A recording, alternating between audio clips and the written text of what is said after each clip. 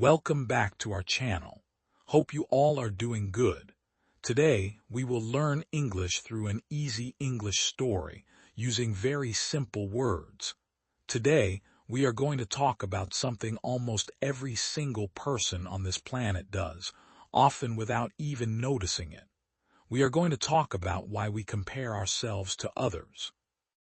Have you ever scrolled through your phone, seen someone else's photo, and suddenly felt a little less happy about your own life? Have you ever looked at a friend's new car, a coworker's promotion, or a stranger's perfect-looking body, and felt a small, uncomfortable feeling inside your chest? If this has happened to you, please know one simple thing. You are not alone.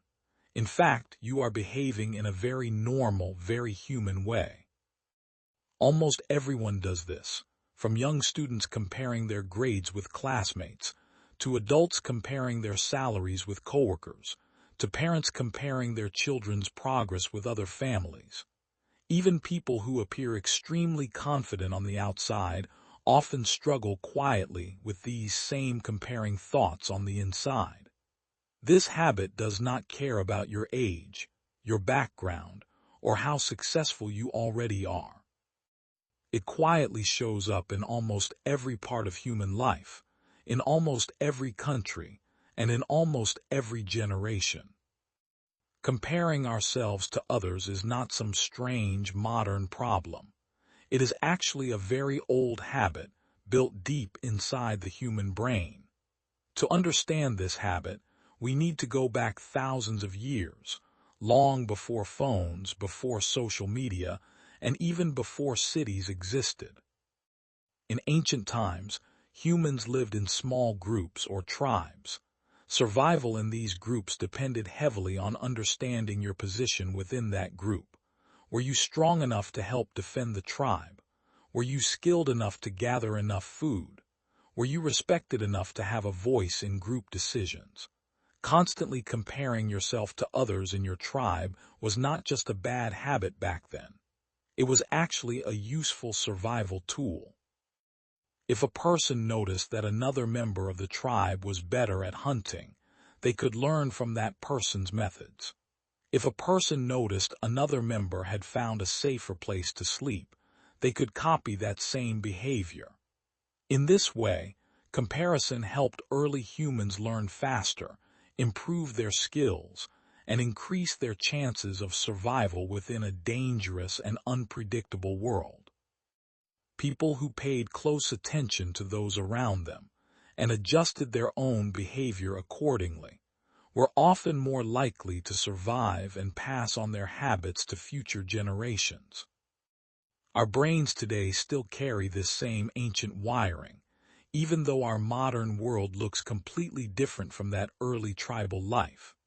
This is one major reason why comparison feels so automatic, and honestly, so difficult to fully control. Even when we consciously try to stop comparing ourselves to others, our mind often does it anyway, quietly in the background, almost without our full awareness.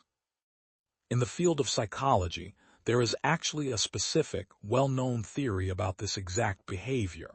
It is called social comparison theory. This idea was introduced by a psychologist named Leon Festinger back in the year 1954. His theory explains that human beings have a natural, built-in drive to evaluate themselves, meaning we naturally want to understand our own abilities and opinions. And one of the easiest ways our brain does this is by comparing ourselves directly to other people around us. Festinger believed that when clear, objective ways of measuring ourselves are not available, we naturally turn to other people as our measuring stick instead.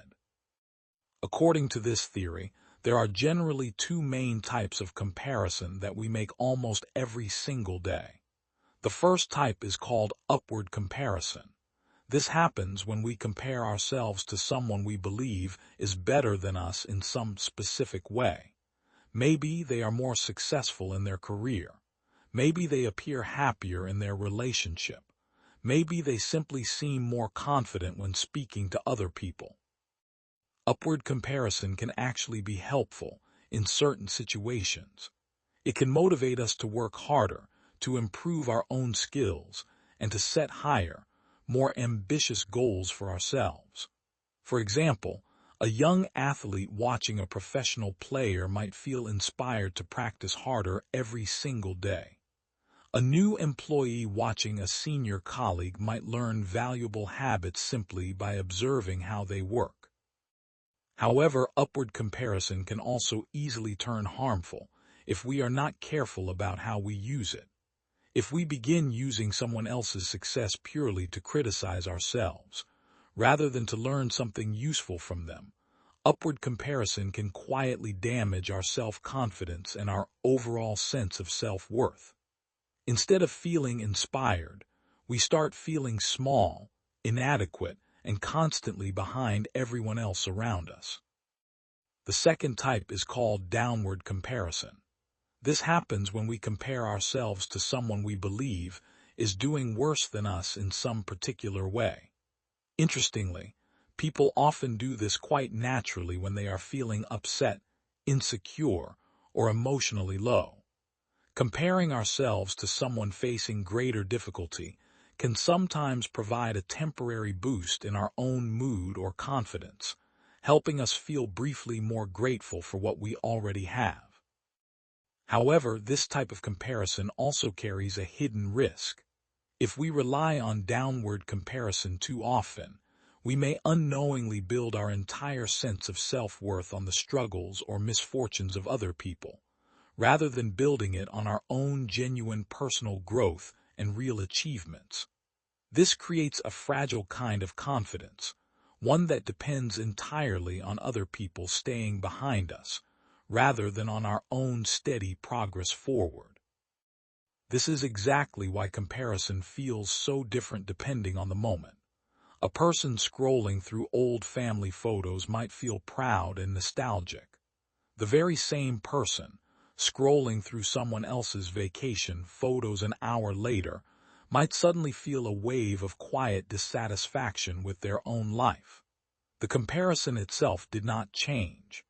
Only the meaning we attach to it changed, and that meaning shapes almost everything we feel afterward. Our brain is not simply recording facts when it compares. It is quietly building a story around those facts, and that story is often far more powerful than the facts themselves. This is also why some people seem naturally less affected by comparison than others. It is rarely because they never notice what other people have. It is usually because they have trained themselves, often over many years, to interpret those observations differently. Instead of thinking, "Why don't I have that?" they learn to think, "That is possible, and maybe one day I can build something similar for myself, in my own way, at my own pace." This small shift in thinking does not happen automatically. It is a skill, and like any skill, it can be practiced and slowly strengthened over time, the same way a person builds physical strength through regular, repeated exercise. Understanding where this habit comes from is already a powerful first step. Once we recognize that comparison is simply an old survival tool running quietly in a modern world it was never fully designed for, we can start to look at our own comparing thoughts with a little more patience and a lot less judgment toward ourselves. This shift alone, simply understanding why the habit exists, often brings a surprising sense of relief, because it reminds us that these feelings are not a personal weakness, but a shared, universal part of being human. Now, let's talk about something that has changed the way we compare ourselves more than almost anything else in human history. This is the rise of social media. For most of human history, people only compared themselves to a small group of others. This included family members, neighbors, and people living within their own town or village. There simply was no way to constantly see the lives of thousands of strangers every single day. A farmer living centuries ago might have compared his harvest to his neighbor's harvest, but he had no way of knowing how farmers were doing in distant cities or in other countries entirely.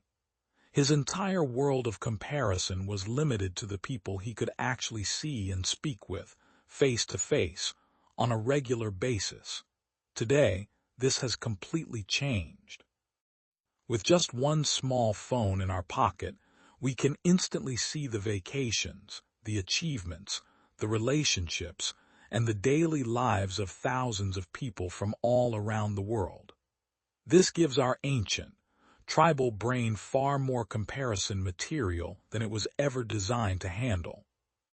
Our mind, which evolved to compare ourselves to a small handful of people within a single village, now finds itself comparing us to an almost unlimited number of strangers, celebrities, and distant acquaintances, all within just a few minutes of scrolling.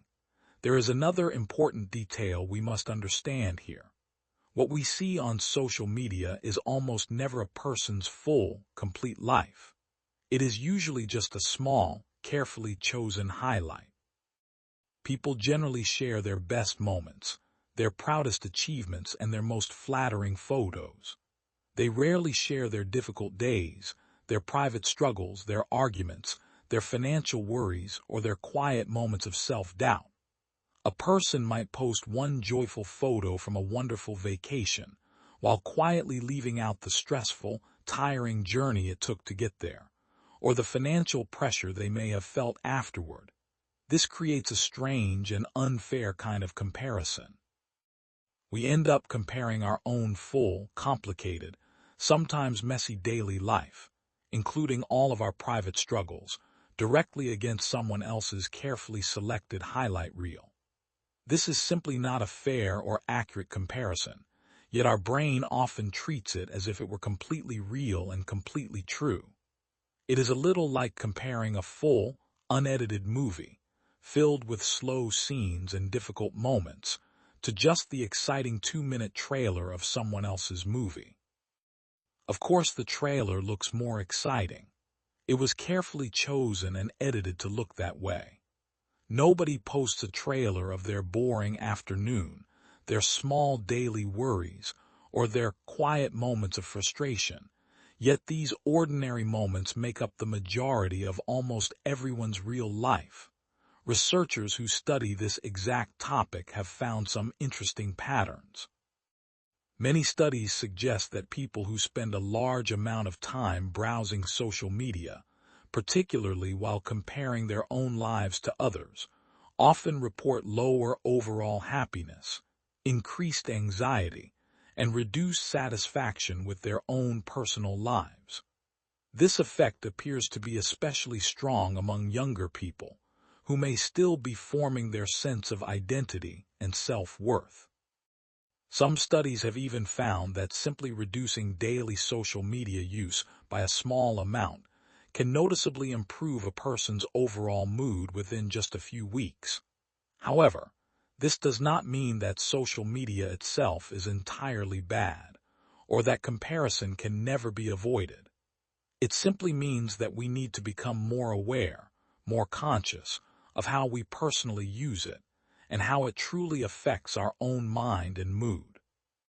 The same application that makes one person feel worse about their life can genuinely inspire another person, depending entirely on how mindfully it is being used and what type of content that person chooses to follow. So, what can we actually do about this? How can we build a calmer, healthier relationship with comparison in our everyday lives? The first helpful step is simply developing awareness. The next time you notice that familiar, uncomfortable feeling rising inside you while scrolling through your phone or observing someone else's success, pause for just a moment. Simply notice the feeling. Give it a name in your own mind. Say to yourself quietly, "This is a comparison feeling." This small act of noticing already reduces some of its automatic power over you. Many people go through their entire day reacting to this feeling without ever truly noticing it, letting it quietly shape their mood without their full awareness or consent. The second helpful step is learning to shift from judgment toward curiosity. Instead of immediately thinking, "Why don't I have that?" try gently asking yourself, "What can I actually learn from this person's journey?" This simple shift transforms comparison from something that quietly tears you down into something that can genuinely help build you up over time. Curiosity naturally softens the sharp, painful edge that comparison often carries, and slowly turns it into something far more useful and constructive. The third helpful step is practicing regular gratitude. Taking just a few quiet minutes each day to consciously think about what is already going well in your own life can significantly reduce the emotional power of outside comparison. When your mind is already gently focused on genuine appreciation, it naturally becomes less hungry for constant, external validation from others. The fourth helpful step involves being intentional about your media habits. This does not necessarily mean you must delete every social media application from your phone, but it may mean setting healthier limits, being more selective about who you actually follow, and consciously choosing to unfollow accounts that consistently make you feel worse about your own life, rather than better or more inspired. It can also help to set aside specific screen-free times during your day, such as the first hour after waking up or the last hour before sleeping, so your mind has quiet space to think without constant outside comparison. The fifth, and perhaps most powerful step, is learning to compare yourself honestly to your own past self, rather than constantly comparing yourself to other people entirely. Ask yourself simple, honest questions. Am I more skilled today than I was 1 year ago? Have I grown, even a small amount, since last month? Am I handling difficult situations a little better than I used to? This particular type of comparison is genuinely fair, because you are the only person who fully understands your own personal starting point, your own challenges, and your own unique journey through life. Nobody else has walked in your exact shoes, faced your exact circumstances, or carried your exact responsibilities, which is exactly why comparing yourself to strangers will almost always feel incomplete and unfair. It is worth remembering that even highly successful people, including athletes, business leaders, and artists, still experience comparison in their own lives. The real difference is not that successful people have somehow stopped comparing themselves to others completely. The real difference is that they have learned, often through years of practice, to use comparison as a source of motivation, rather than allowing it to become a constant source of self-criticism and quiet suffering. There is one more helpful step worth mentioning here. Try surrounding yourself, both online and in real life, with people and messages that celebrate genuine effort and steady progress, rather than only celebrating perfect, polished results. When we regularly see honest stories about struggle, failure, and slow improvement, our own comparisons naturally become more realistic and far less harsh toward ourselves. Following people who openly share their setbacks, alongside their successes, can quietly retrain your mind to expect a more balanced, honest picture of what real progress actually looks like. Comparison is not going to disappear from human life anytime soon. It is deeply built into how our minds naturally work, and it has been part of human behavior for thousands of years. But the way we personally respond to it is something we genuinely have real power over. With practice, patience, and growing self-awareness, we can slowly transform comparison from a quiet, constant source of unhappiness into a small, occasional tool that gently encourages us to keep growing, at our own pace, in our own way. This transformation does not happen overnight, and it is completely normal to still feel occasional comparison, even after understanding all of this. The real goal is not to eliminate the feeling entirely, but to slowly reduce how much control it has over your daily happiness. So, the next time you catch yourself comparing your life to someone else's, try to pause for just one moment. Take a slow breath, and gently remind yourself of something simple but important. Your journey is your own. Your timeline is your own. And your quiet, steady progress matters, even if the whole world never happens to see it. Real growth is rarely loud, rarely dramatic, and rarely something that fits neatly into a single photo or a short video. Most of the time, it happens quietly in small, steady steps, far away from anyone else's attention, and that is perfectly okay. If this video helped you understand yourself a little better today, please give it a thumbs up and subscribe to our channel for more helpful videos like this one. Thank you so much for watching, and I will see you in the next video.